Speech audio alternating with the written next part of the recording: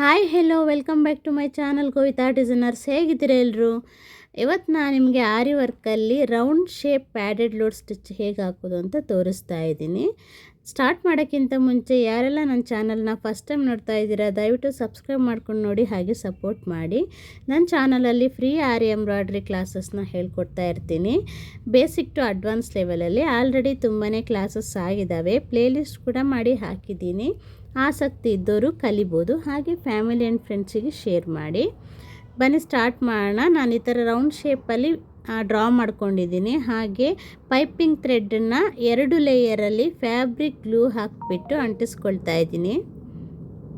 ಈ ಥರ fabric glue ಹಾಕಿಬಿಟ್ಟು 2 ಲೇಯರಲ್ಲಿ ಪೈಪಿಂಗ್ ಥ್ರೆಡ್ಡನ್ನು ಅಂಟಿಸ್ಕೊಳ್ತಾ ಇದ್ದೀನಿ. ನೀವು ಸ್ವಲ್ಪ ಡ್ರೈ ಆಗೋದಕ್ಕೆ ಬಿಡಿ ಅಂಟಿಸಿದ ನಂತರ. ಆಮೇಲೆ ಜಿಗ್ಜ್ಯಾಗ್ ಸ್ಟಿಚ್ಚನ್ನು ಹಾಕಬೇಕಾಗುತ್ತೆ ಸೀವಿಂಗ್ ಥ್ರೆಡ್ ತೊಗೊಂಡು. ನೀವು ಒಂದು ವೇಳೆ ಯಾವುದಾದ್ರೂ ಡಿಸೈನ್ಸಿಗೆಲ್ಲ ಯೂಸ್ ಮಾಡೋದಾದರೆ ಯಾವ ಸಿಲ್ಕ್ ಥ್ರೆಡ್ ಯೂಸ್ ಮಾಡ್ತೀರೋ ಅದೇ ಸೇಮ್ ಕಲರಲ್ಲಿ ನೀವು ಸೀವಿಂಗ್ ಥ್ರೆಡ್ಡನ್ನು ತೊಗೋಬೋದು. ಕಲಿಯೋರಾದರೆ ಗೋಲ್ಡನ್ ಕಲರ್ ಸೀವಿಂಗ್ ಥ್ರೆಡ್ ತೊಗೊಳ್ಳಿ. ಸೀವಿಂಗ್ ಥ್ರೆಡ್ ಅಂದರೆ ಬಟ್ಟೆ ಹೊಲಿಯೋ ಥ್ರೆಡ್ ಬರುತ್ತಲ್ಲ ಅದೇ.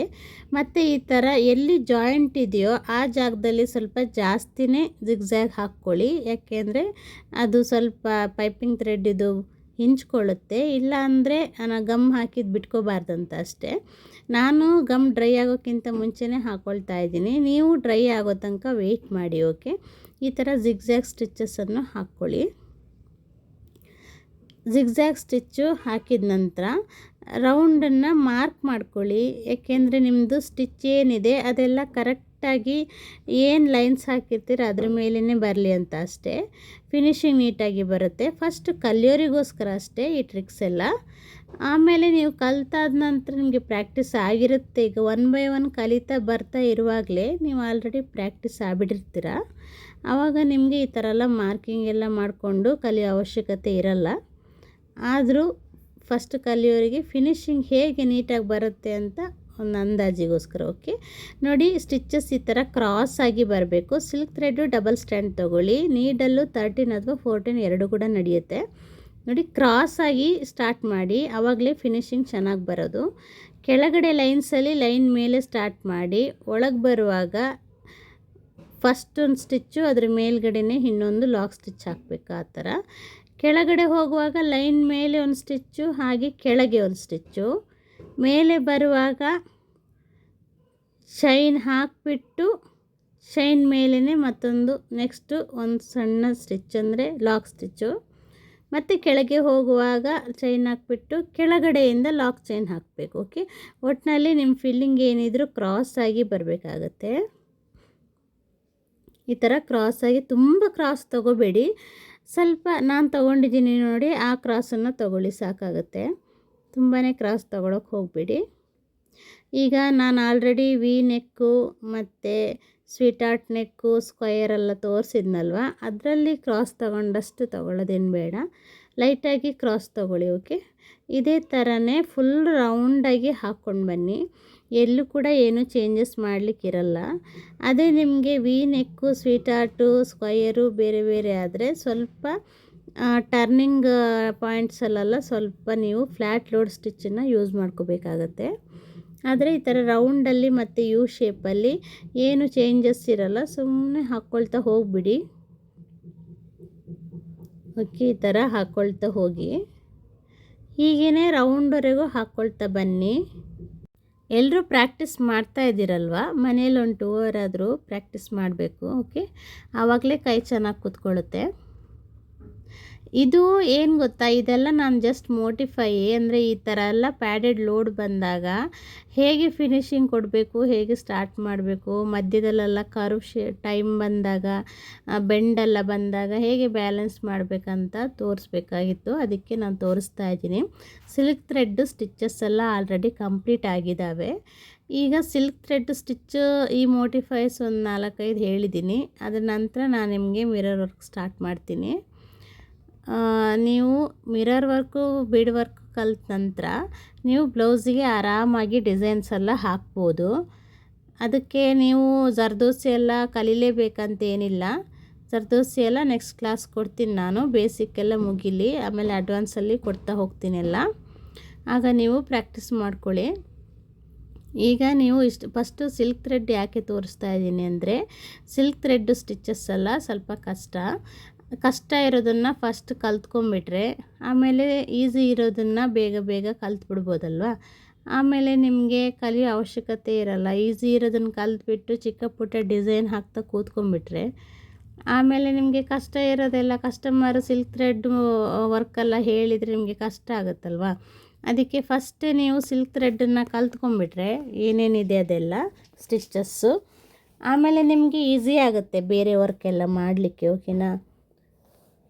ನೋಡಿ, ನಿಮಗೆ ಸಿಲ್ಕ್ ಥ್ರೆಡ್ ಸ್ಟಿಚ್ ಆದ ನಂತರ ಮಿರರ್ ವರ್ಕ್, ಬೀಡ್ ವರ್ಕ್ ಒಂದು ಕಲ್ತ್ಕೊಂಡ್ರೆ ಸಾಕು. ಆಮೇಲೆ ಆರಾಮಾಗಿ ಬ್ಲೌಸ್ಗಳಿಗೆಲ್ಲ ಡಿಸೈನ್ ಮಾಡ್ಬೋದು. ಕಸ್ಟಮರ್ಸಿಗೆ ಕೂಡ ನೀವು ಮಾಡಿ ಕೊಡ್ಬೋದು. ನಾನು ಪ್ರತಿಯೊಂದು ಕ್ಲಾಸನ್ನು ಕೊಡ್ತೀನಿ, ಬೇಸಿಕ್ ಮಾತ್ರ ಅಲ್ಲ, ಅಡ್ವಾನ್ಸ್ ಲೆವೆಲಿದು ಕೂಡ ಕೊಡ್ತೀನಿ. ಎಲ್ಲನೂ ಸ್ಟಾರ್ಟಿಂಗಿಂದ ಡೇ 1ಇಂದ ನೀವು ಕಲೀರಿ. ಯಾವುದೇ ಒಂದು ಡೌಟ್ಸ್ ಇರಬಾರ್ದು. ಯಾಕೆಂದರೆ ನಾನು ಬೇಸಿಕ್ಕಿಂದ ಪ್ರತಿ ಕ್ಲಾಸಲ್ಲಿ ಪ್ರತಿ ಸ್ಟಿಚ್ಚಿಗೆ ಸಂಬಂಧಪಟ್ಟ ಎಲ್ಲ ಡೌಟ್ಸ್ ಸಮೇತ ನಿಮಗೆ ಎಕ್ಸ್ಪ್ಲೇನ್ ಮಾಡ್ತಾ ಸ್ಟಿಚಸ್ಸನ್ನು ಹೇಳ್ಕೊಟ್ಟಿದ್ದೀನಿ. ಆದ್ದರಿಂದ ನೀವು ಸ್ಟಾರ್ಟಿಂಗಿಂದನೇ ಕಲ್ತ್ಕೊಂಡ್ರೆ ನಿಮಗೇನೋ ಡೌಟ್ಸ್ ಇರಲ್ಲ. ಓಕೆ, ಈ ಥರ ಪ್ರಾಕ್ಟೀಸ್ ಮಾಡಿ. ನೋಡಿ ಎಷ್ಟು ಚೆನ್ನಾಗಿ ಬರ್ತಾ ಇದೆ ಕ್ರಾಸಲ್ಲಿ. ಯಾಕೆ ನಾನು ಈ ಥರ ಮಾರ್ಕ್ ಮಾಡ್ಕೊಳ್ಳೋದು ಅಂದರೆ, ಫಿನಿಶಿಂಗ್ ನಿಮಗೆ ಅದರೊಳಗೇ ಹಾಕೋ ಹ್ಯಾಬಿಟ್ ಮಾಡಿಕೊಂಡ್ರೆ ಆಮೇಲೆ ನೀವು ಮಾರ್ಕಿಂಗು ಮಾಡದೇ ಇದ್ದರೂ ಕೂಡ ಇಷ್ಟೇ ಜಾಗದಲ್ಲಿ ಮಾಡಬೇಕಂತ ಗೊತ್ತಾಗುತ್ತೆ. ಏನಿಲ್ಲ, ಸಿಂಪಲ್ಲು. ನೀವು ಎಲ್ಲಿ ಚೈನನ್ನು ಫಿನಿಷ್ ಮಾಡ್ತಿರೋ, ಕರೆಕ್ಟಾಗಿ ಹಾಕಿರ್ತೀರೋ, ಸೇಮ್ ಅದ್ರ ಪಕ್ಕದಲ್ಲೇ ಅದ್ರ ಕೆಳಗೇ ಹಾಕ್ಕೊಳ್ತಾ ಬಂದರೆ ತನ್ನಷ್ಟಕ್ಕೆ ಫಿನಿಶಿಂಗ್ ಬರುತ್ತೆ. ನೀವು ಈ ಥರ ಎಲ್ಲ ಮಾರ್ಕಿಂಗ್ನ ಬ್ಲೌಸ್ ಮೇಲೆಲ್ಲ ಹಾಕ್ಕೊಳಕ್ಕಾಗೋದಿಲ್ಲ. ನೋಡಿ, ನೀವು ಆದಷ್ಟು ಏನು ಗೊತ್ತಾ, ಮಾರ್ಕಿಂಗ್ನ ಫಸ್ಟ್ ಪ್ರಾಕ್ಟೀಸ್ ಆದ ನಂತರ ಆಮೇಲೆ ಮಾರ್ಕಿಂಗ್ ಇಲ್ಲದೇ ಪ್ರಾಕ್ಟೀಸ್ ಮಾಡೋದನ್ನು ಹ್ಯಾಬಿಟ್ ಮಾಡ್ಕೋಬೇಕು. ಬ್ಲೌಸಲ್ಲಿ ಏನಿದ್ರು ಏನು ಡಿಸೈನ್ ಇದೆ ಅದು ಮಾತ್ರ ಟ್ರೇಸ್ ಮಾಡ್ಕೊಂಡಿರ್ತೀರ. ಈ ಥರ ಔಟರ್ ಲೈನ್ ಫಿನಿಶಿಂಗಿಗೆಲ್ಲ ನೀವು ಮಾರ್ಕ್ ಮಾಡ್ಕೊಳ್ತಾ ಕೂತ್ಕೊಳ್ಳೋಕ್ಕಾಗಲ್ಲ. ಅದಕ್ಕೋಸ್ಕರ ಹೇಳ್ತಾ ಇದ್ದೀನಿ. ನೋಡಿ, ಇದೇ ಥರನೇ ಫುಲ್ಲು ರೌಂಡಲ್ಲಿ ತಂದುಬಿಡಿ. ಮತ್ತು ನಂದು ಇನ್ಸ್ಟಾಗ್ರಾಮ್ ಐಡಿನ ನಾನು ಡಿಸ್ಕ್ರಿಪ್ಷನ್ ಬಾಕ್ಸಲ್ಲಿ ಹಾಕಿರ್ತೀನಿ. ಏನಾದರೂ ಚಾಟಿಂಗ್ ಮಾಡಲಿಕ್ಕಿದ್ರೆ, ಏನಾದರೂ ಕೇಳಲಿಕ್ಕಿದ್ರೆ ಪರ್ಸ್ನಲ್ಲಾಗಿ ಅಂದರೆ ನೀವು ಏನು ಕೇಳಬೇಕಂದ್ರೂ ಕೂಡ ಕ್ಲಾಸ್ ಬಗ್ಗೆನೇ ಕೇಳಿ. ಇದು ಯೂಟ್ಯೂಬಲ್ಲಿ ನಿಮಗೆ ತೀರಾ ಕಮೆಂಟು ಪಬ್ಲಿಕ್ ಆಗಿ ಹೋಗುತ್ತಲ್ವ.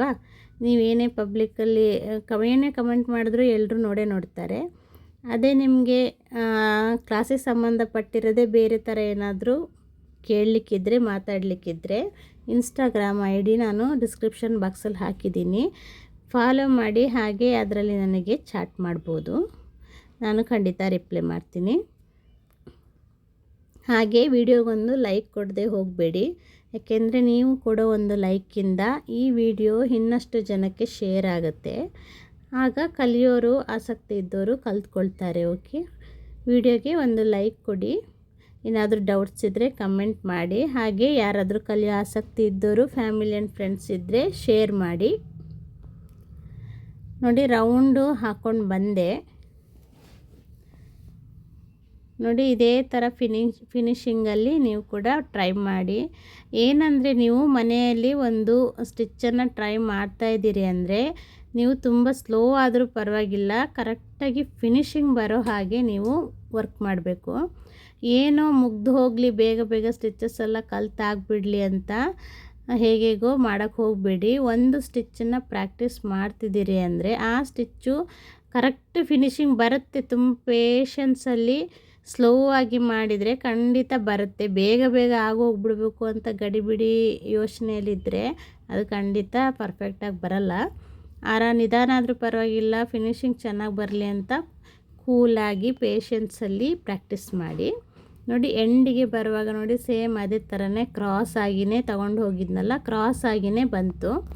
ಫಿನಿಶಿಂಗ್ ಕೂಡ ಅದೇ ಥರನೇ ಕ್ರಾಸ್ ಆಗಿ ಬರುತ್ತೆ. ಇವಾಗ ನೋಡಿ, ತುಂಬ ಕ್ರಾಸ್ ತೊಗೋಬೇಡಿ ರೌಂಡ್ ಶೇಪಿಗೆ. ಓಕೆ, ನೋಡಿ ಫಿನಿಶಿಂಗ್ ಆಯಿತು. ಅಲ್ಲೇ ಎಣ್ಣೊಟ್ಟು ಹಾಕೋದಾದರೆ ಹಾಕ್ಬೋದು, ಇಲ್ಲ ಅಂದರೆ ಅದೇ ದಾರನ್ನು ತಿರುಗಿಸ್ಬಿಟ್ಟು ನೀವು ಈ ಸ್ಟಿಚ್ ಹಾಕಿದ ಹೋಲ್ಸ್ಗಳೆಲ್ಲ ಇದೆಯಲ್ಲ ಅದ್ರ ಮೇಲೆ ಚೈನ್ ಸ್ಟಿಚ್ ಹಾಕ್ಕೊಂಡು ಬನ್ನಿ. ಆ ಕಡೆ ಈ ಕಡೆ ಹೋಲ್ಸ್ ಕಾಣ್ತಾ ಇದೆ ನೋಡಿ, ಅದ್ರ ಮೇಲೇ ನೀವು ಚೈನ್ ಸ್ಟಿಚ್ ಹಾಕ್ಕೊಂಡು ಬಂದರೆ ಫಿನಿಶಿಂಗ್ ನೀಟಾಗಿ ಬರುತ್ತೆ. ನೀವು ಬ್ಲೌಸ್ಗಳ ಮೇಲೂ ಅದೇ ಥರನೇ ಮಾಡಬೇಕು. ಓಕೆ, ಈ ಲೀಫ್ ಫಿಲ್ಲಿಂಗ್ ಎಲ್ಲ ಇರುತ್ತೆ, ಕೆಲವೊಂದು ಫಿಲ್ಲಿಂಗ್ ಎಲ್ಲ ಇರುತ್ತಲ್ವ, ಆಗ ಸೈಡಲ್ಲಿ ಹೋಲ್ಸ್ ಎಲ್ಲ ಇರುತ್ತೆ.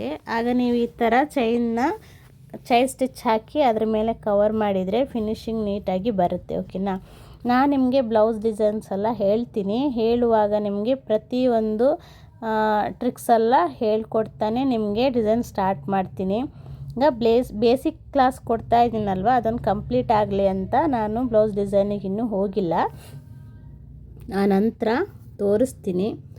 ಏಕೆಂದರೆ ನಿಮಗೆ ಈಗ ಕಲಿತಾ ಇರೋರು ಇರ್ತೀರಿ, ನೀವು ಕಲಿಯೋಕ್ಕಿಂತ ಮುಂಚೆ ನಾನು ಬ್ಲೌಸ್ ಡಿಸೈನ್ಸ್ ಎಲ್ಲ ಶುರು ಮಾಡ್ತಾ ಇದ್ದರೆ ಪಾಪ ಕಲಿಯೋರಿಗೆ ಕ್ಲಾಸಸ್ ಕೊಡೋದು ಲೇಟ್ ಆಗಿಬಿಡುತ್ತೆ. ನಾನೀಗ ಏನಂದರೆ ವೀಡಿಯೋ ಮಾಡ್ಕೊಬೇಕು, ಎಡಿಟಿಂಗ್ ಮಾಡಬೇಕು, ಹಾಕಬೇಕು, ಡಿಸೈನೆಲ್ಲ ಆರಿ ವರ್ಕ್ ಡಿಸೈನೆಲ್ಲ ಒಂದೇ ದಿನದಲ್ಲೇನು ಕಂಪ್ಲೀಟ್ ಆಗಲ್ಲ. ಹಾಗಾಗಿ ನಾನು ಟೈಮ್ ವೇಸ್ಟ್ ಮಾಡಬಾರ್ದು ನಿಮಗೆ ಕ್ಲಾಸ್ ಕೊಡೋದ್ರಲ್ಲಿ. ಅದಕ್ಕೋಸ್ಕರ ಫಸ್ಟ್ ಕ್ಲಾಸಸ್ ಎಲ್ಲ ಕಂಪ್ಲೀಟ್ ಮಾಡಿಕೊಂಡ್ರೆ ಆಮೇಲೆ ನಾನು ನಿಮಗೆ ಡಿಸೈನ್ಸನ್ನೆಲ್ಲ ಹೇಳಿಕೊಟ್ರೆ ನೀವು ಕೂಡ ನನ್ನ ಜೊತೆನೇ ಪ್ರಾಕ್ಟೀಸ್ ಮಾಡ್ಕೊಂಡು ಹೋಗ್ಬೋದು. ನೋಡಿ, ಫಿನಿಶಿಂಗ್ ಈ ಥರ ಬರುತ್ತೆ. ನೀಟಾಗಿ ಫಿನಿಶಿಂಗ್ ಬಂದಿದೆ ಅಲ್ವಾ. ನೀವು ಕೂಡ ಮನೆಯಲ್ಲಿ ಟ್ರೈ ಮಾಡಿ ಪ್ರಾಕ್ಟೀಸ್ ಮಾಡಿ. Thanks for watching. Thank you friends.